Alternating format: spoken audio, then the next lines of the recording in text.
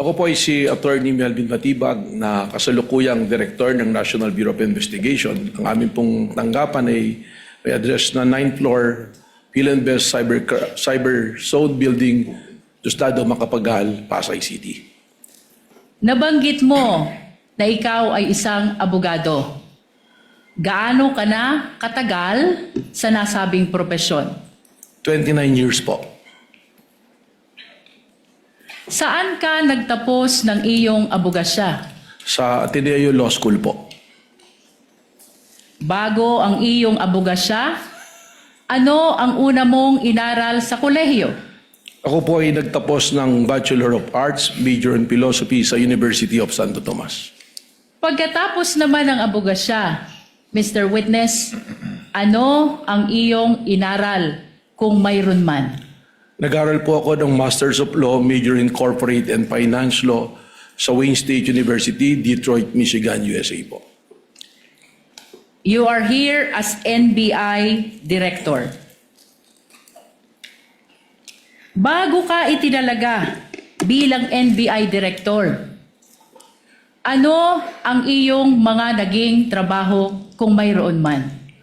Bago po ako itinalaga na NBA Director, kasalukuyan po ako naglilingkod bilang Dean o Dekano ng Lyceum Alabang College of Law. Nabanggit mo na ikaw ay dating Dean ng Lyceum College of Law, Alabang. Bukod sa pagiging Dean, ano pa, kung mayroon man, ang iyong naging trabaho bago ang iyong pagkatalaga bilang NBI Director? Ako po ay nanungkulan na rin sa iba't ibang kapasidad sa ilalim po ng iba't ibang administrasyon. Una-una po rito bilang Director ng Laguna Lake Development Authority sa administrasyon po ni dating Pangulong Gloria Macapagal Arroyo. Nabanggit mo na ikaw ay naglingkod bilang Director ng Laguna Lake Development Authority panahon ng dating Pangulo, Gloria Macapagal Arroyo. Ano pa, Mr. Witness, kung mayroon man, ang iyong naging trabaho bago ka itinalaga bilang NBI Director? Sa administrasyon po din ng dating Pangulong Gloria Macapagal Arroyo, ako rin po ay nanungkulan bilang General Manager ng Manila International Airport Authority at sa administrasyon din po ng dating Pangulong Rodrigo Roa Duterte, ako rin po ay nanungkulan sa iba't ibang kapasidad po.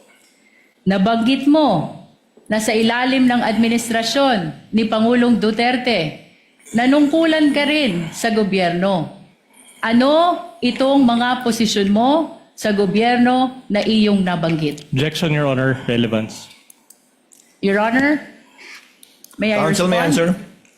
Counsel may respond The rather. prosecution, Your Honor, is establishing the competence of the witness, the qualification as an official of the government. We are establishing, Your Honor, that he is loyal to his duty regardless of the principal he is serving. Wind up with your preliminaries, counsel. Witness may answer. Objection overruled. Thank you, Your Honor. Ako po ay nanungkulan bilang Presidente at CEO ng National Transmission Corporation mula po noong January 2017 hanggang Marso 2022 at pagkatapos doon ako po ay tinalaga bilang Cabinet Secretary po ng dating Pangulong Rodrigo Roa Duterte. Kaugnay pa rin ng iyong pagiging NBI Director. Kailan ka itinalaga sa nasabing posisyon? Ako po ay nai-appoint noong pong February 20 ng kasalukuyang taon po. Mr.